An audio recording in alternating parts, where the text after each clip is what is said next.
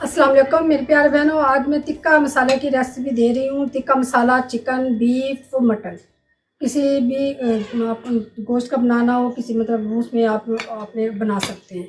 ये सबसे पहले मैं आपको ये नमक बता रही हूँ।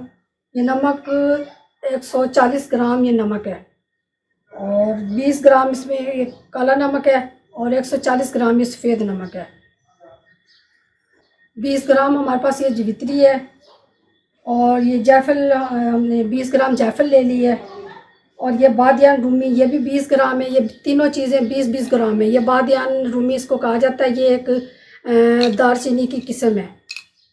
तो ये तीनों चीज़ें 20-20 ग्राम मैंने ले ली हैं। ये 50 ग्राम हमारे पास सफ़ेद ज़ीरा है, और 50 ही ग्राम हमने स्याह ज़ीरा लिया है। ये 100 ग्राम टोटल 100 ग्राम ज़ीरा है हमारे पास इसका, जो हम इसमें टिक्का मसाला में डालेंगे। ये हमारे पास लहसुन पाउडर है। लहसुन पाउडर ये 50 ग्राम है। ये 50 ग्राम में हमारे पास काली मिर्चें हैं। ये कुछ पिसी हुई हैं, कुछ कम पड़ी थी तो मैंने ये थोड़ी साबुत डाल ली है। ये पपीता पाउडर है हमारे पास। ये हमारा 25 ग्राम पपीता पाउडर है, और 25 ही ग्राम में हमारे पास सूंठ पाउडर है।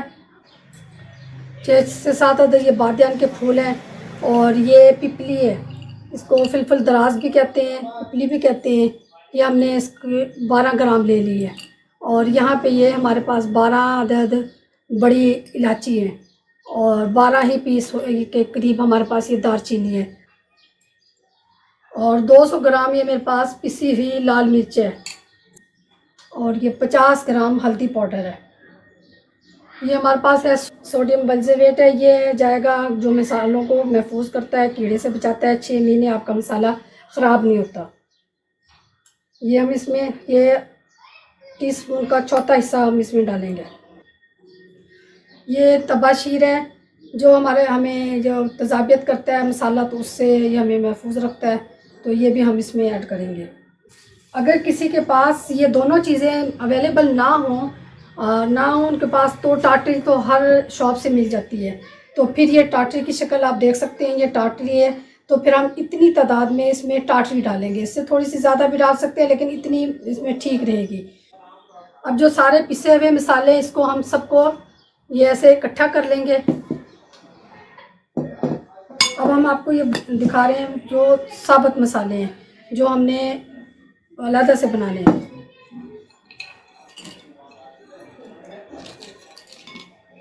ये हम अलग से थोड़ा सा कुटेंगे, और फिर हम आपको बताएंगे।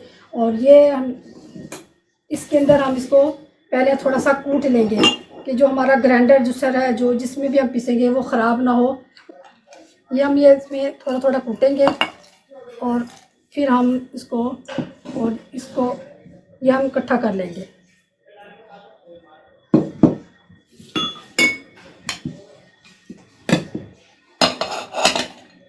और उसके बाद हम, क्योंकि छोटा हम ग्राइंडर में हमारा ये ज़्यादा मसाला नहीं पिसेगा, इसलिए हम इसको, ये हमारे पास हायर का ग्राइंडर जूसर है, इसमें हम इसको पीसेंगे।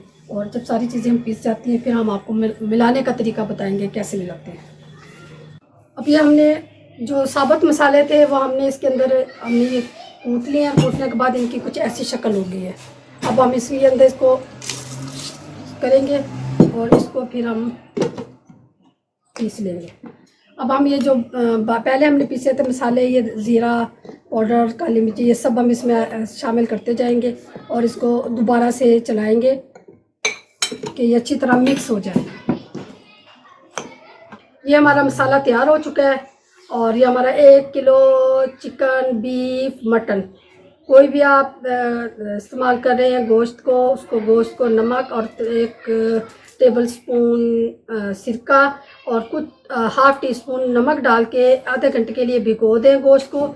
और फिर उसको वॉश करके पानी खुश्क करके उसके अंदर आप ये दही, एक कप दही के अंदर और 37 ग्राम आप ये मसाला लगाएंगे, और 2 उसमें लेमन निचोड़ेंगे, और कुछ नहीं डालेंगे। आप सिर्फ यही मसाला और लेमन दही के साथ उसको मैरिनेट करने के लिए आप 1 घंटा भी रख सकते हैं। अगर ज़्यादा टाइम देंगे तो उसका ज़्यादा अच्छा टेस्ट आएगा।